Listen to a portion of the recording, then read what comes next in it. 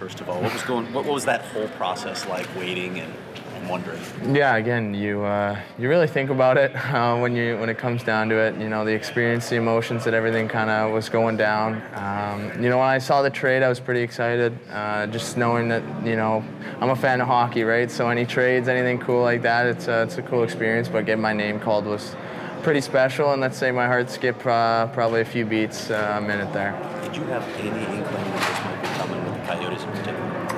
Yeah, again, it's I've kind of always had a dream to play there. I think desert, rebuild. I think I've kind of been through it a little bit. Definitely better weather than Winnipeg, I can tell you that. But again, it's not really an inclination. It was more just have fun and enjoy the whole moment, and I'm just trying to soak it all in.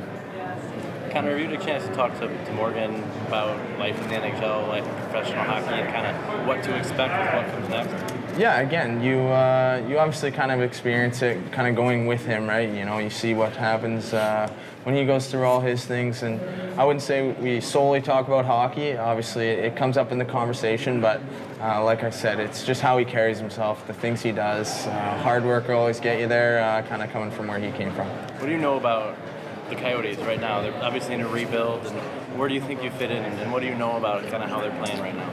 Yeah, again, I think they play a little bit of my style of game, right? I know they got a lot of resources when it comes to working out and skating. They have a lot of good stuff.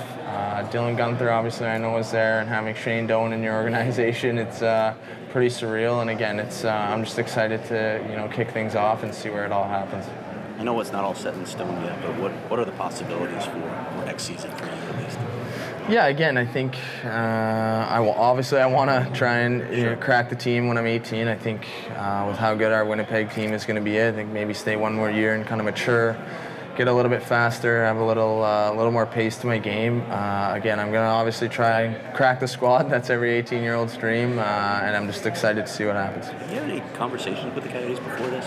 Yeah, so the Combine had a few Zoom calls, phone calls, whatever that may be, but nothing too crazy. Again, it's everything's a whirlwind here. Anything can happen, and I think knowing that going into it was a huge help. Anything you remember from that Combine conversation in particular, or is it just from one to the next? Yeah, it was just from one to the next, and again, I got a pretty good vibe when it came from them.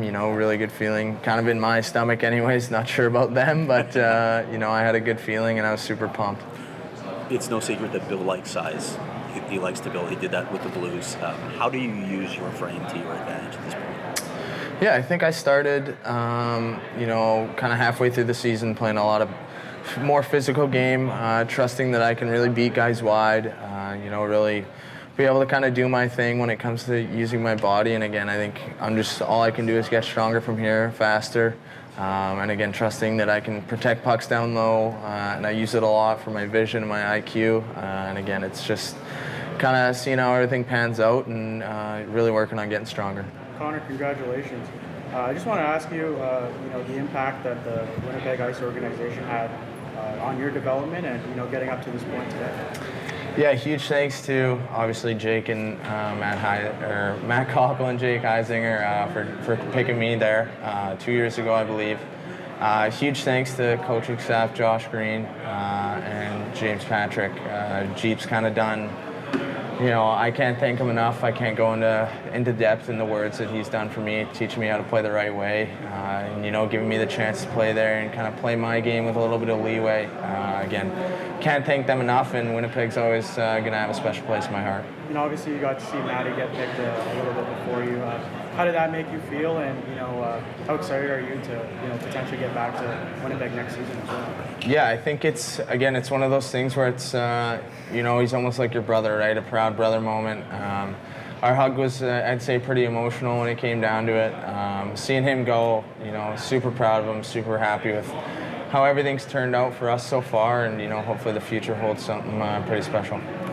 Conor, you mentioned your size. Is that something that you were focused on in terms of bulking up even more, or are there other elements of your game you think as you go pro that you need to focus on developing?